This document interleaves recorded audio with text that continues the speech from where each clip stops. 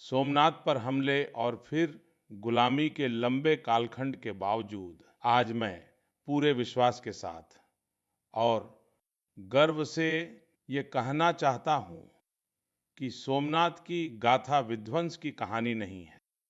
ये पिछले 1000 साल से चली आ रही भारत माता की करोड़ों संतानों के स्वाभिमान की गाथा है। 1000 साल पहले गुजरात के तट पर जो कुछ हुआ उसकी गूंज आज भी इतिहास में दर्ज है। 10,026 में सोमनाथ पर हुए उस भयंकर आक्रमण के 2026 में ठीक 1000 साल पूरे हो रहे हैं। इसी वजह से सोमनाथ एक बार फिर देश की चर्चा के केंद्र में है। ये मौका भारत के सांस्कृतिक इतिहास में एक मील के पत्थर के तौर पर है, क्योंकि सोमनाथ पर हुए उस भयानक आक्रमण के 1000 साल पूरा होना शोक का मौका नहीं, बल्कि उस विजय को याद करने का है कि कैसे लुटेरे आए और चले गए। पर हमारी आस्था का यहाँ स्तंभ आज भी अडिग और मजबूत है। इस मौके पर पीएम मोदी ने सोमनाथ मंदिर को लेकर एक खास लेख लिखा है। इस लेख में पीएम मोदी ने सोमनाथ मंदिर के टूटने और फिर से बनने की कहानी का पूरा जिक्र किया है। आइए पीएम मोदी की आवाज में सुनते हैं सोमनाथ की पूरी कहानी क्या है। हम भारत के लोगों की अटूट आस्था की गाथा है। 1026 में शुरू हुई मध्यकालीन बर्बरता ने आगे चलकर दूसरों को भी बार बार सोमनाथ पर आक्रमण करने के लिए प्रेरित किया। यह हमारे लोगों और हमारी संस्कृति को गुलाम बनाने का प्रयास था।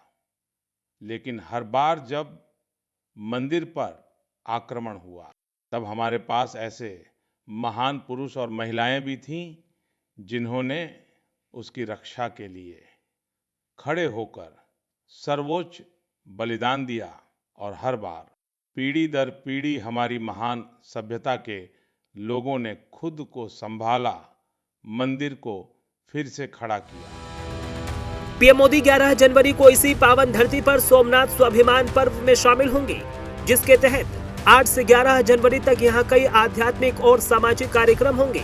सोमनाथ में इस भव्य आयोजन से पहले बीजेपी ने महमूद गजनी का नाम लेकर कांग्रेस पर तंज कसा है। हमारी जनरेशन के आप सब लोगों ने पढ़ा होगा, इतिहास में पढ़ाया जाता है कि साहब जो कुछ मोहम्मद गजनी ने किया सोमनाथ पे, वो तो केवल पैसा लूटने के लिए किया था। उसका कोई धार्मिक भावना से लेना देना नहीं था। और इतना ही नहीं, और इसका स्रोत कहां से आता है? पंडित जवाहरलाल नेहरू की डिस्कवरी ऑफ इंडिया। जो मूल एडिशन 1948 में छपा है उसमें 161 और बाद के एडिशन में 240 के आसपास आ जाता है, तो पेज नंबर वेरी कर सकता है, पर आप जाकर चेक कर सकते हैं। वो कहते हैं Mahmud was far more a warrior. बहरहाल बीजेपी ने जवाहरलाल नेहरू की लिखी किताब के हवाले से कांग्रेस पर जो आरोप मढ़ा है, उससे सोमनाथ का मुद्दा आस्था और अध्यात्म के साथ सियासत का भी केंद्र बन गया है। Bureau report, prime news.